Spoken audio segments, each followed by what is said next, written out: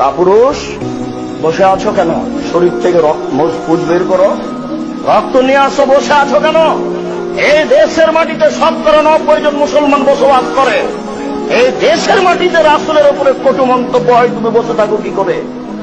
যারা রাসূলের উপরে কটু মন্তব্য করে তার ফাঁসি হবেই, হবেই ফাঁসি, আজ হোক আর কাল হোক।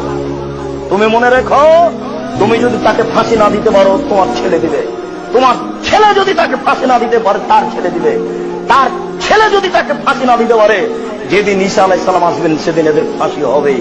কোন মায়ের বেটা সেদিন ঠেকাতে পারবে না। তুমি বলতে পারো যুবক, কাপুরুষ তুমি, যে আব্দুর রাজ্জাক সাহেব যেদিন ঈসা আলাইহিস সালাম আসবেন সেদিন যে এরা থাকবে না, এ বললে এরা থাকবে না।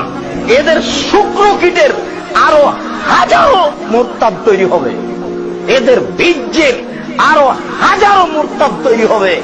সেদিন ঈসা আলাইহিস সালাম সবকে খোলা মাঠে বাঁচিয়ে দেবেন, সেদিন তুমি ঠেকায়।